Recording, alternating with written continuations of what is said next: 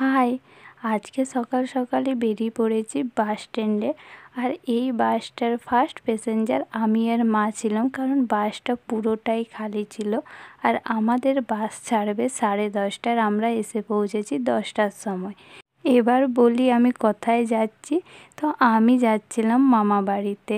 তো বাঁকুড়ার থেকে আমরা ধরেছিলাম রানীগঞ্জের বাস, কারণ আমরা ডাইরেক্ট নিজের মামা বাড়ি আসানসোলের বাস পাইনি, সেই কারণে। আর এখানে ঠান্ডা ঠান্ডা পেপসি খেতে খেতে আমি পৌঁছে যাই রানীগঞ্জে। আর রানীগঞ্জ থেকে একটা মিনি বাস ধরার পর আমরা আধ ঘন্টার মধ্যেই পৌঁছে যাই আসানসোলে। আর এই যে পুকুরটা তোমরা দেখতে পাচ্ছ না, এই পুকুরটাতে সবাই ছট পূজা করতে আসে। আমার মামা মামিরা যখন করেছিল তখন এই পুকুরে এসেছিলাম ছট পূজা করতে।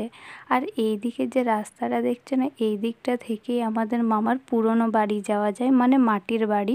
সেটাতে এখন কেউ থাকেনি, এখন থাকে সবাই নতুন বাড়িতে। আর এটা হচ্ছে আমার মামার নতুন বাড়ি। मामा बाड़ीते चले एलाम। एबार कोथाय जाबो सेटा शुने नाओ। हाय दोस्तों, आज हम लोग जा रहे हैं आसनसोल का मार्केट करने। अब हम लोग मिलेंगे मार्केट में। Bye bye. হ্যাঁ হ্যাঁ, ঠিকই বুঝতে পেরেছে যে আসানসোল মার্কেট করতে এসেছি। নিজেদের বাড়িতে যদি বিয়ে থাকে না, তাহলে কতটাই জিনিস যে কিনতে হয় সেটা আমি এখন বুঝতে পারছি। তো আমি তো দিদির বিয়ের জন্য মেহেন্দি আর গায়ে হলুদের ড্রেস তো বাঁকুড়ার থেকে কিনে নিয়েছিলাম, কিন্তু আমি ভেবেইছিলাম যে বিয়ের দিনে যে ড্রেসটা পরবো সেটা আমি আসানসোল থেকেই নেব। আর একটা ঘটনা যেটা আমার সাথে ঘটেছিল, যে আমি ভিডিও করছিলাম, এটা দেখে পর একটা কাকু আমাকে ডেকে পর বলেছিল যে বেটা আমার দোকানের ভিডিওটা করতে। তো সেই কাকুর একবার কথাটা শুনে। क्या है आपका दुकान का नाम? बोलिए। আর সত্যি কথা বলতে আমি কখনো ভাবিনি যে আমাকে কেউ ডেকে পর নিজের দোকানের ভিডিও করতে বলবে।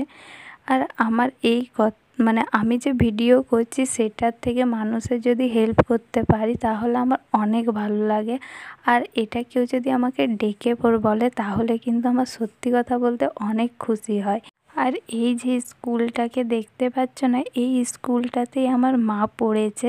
তো এই স্কুলটা একটু মা ঘুরিপথ দেখাচ্ছিল। আর দেন তারপরে আমি যাই সেই দোকানে যেখান থেকে আমি দিদির বিয়ের জন্য ড্রেস কিনবো। হ্যাঁ, দিদির বিয়ের জন্য এবার কী ড্রেস কিনবো সেটাই তোমাদেরকে বলে দিই। তো আমি প্রথমেই ভেবেছিলাম যে আমি একটা লেহেঙ্গা নেব। আর অনেক রকমের লেহেঙ্গা দেখার পর আমি ভেবেছিলাম যে রাজস্থানি লেহেঙ্গা কিনবো, কারণ আমার ওটাই এখন বেশি ভালো লাগছে। আর তোমরা গেস্ট করে বলো যে আমি এখানের মধ্যে কোন লেহেঙ্গাটা কিনেছিলাম। আর লেহেঙ্গাটা কেনার পর দোকানদাররাই মানে ফিটিং করিয়ে পর দেবে, সেই কারণে আমি বাড়িতে নিয়ে আসিনি। আর এইখান থেকে মায়ের জন্য শাড়ি কিনেছিল, মামি একটা দিয়েছিল আর মা একটা নিজের থেকে কিনেছিল। মা মাসিদের জন্য শাড়ি কেনাকাটা করতে করতে প্রায় রাত 9টা বেজে যায়। আর এত শাড়ি দেখার পরও আমার দিদির একটাও শাড়ি পছন্দ হয়নি। সে বলেছিল যে আমি বিহার থেকে নিয়ে নেব। দেন আমাদের এখানে শপিং অলমোস্ট কমপ্লিট হয়ে গেছিলো। আর দেন এইখানে 100 টাকার করে পর্দা বিক্রি হচ্ছিল, তো সেই কারণে মা একটা পর্দাও কিনেছিল।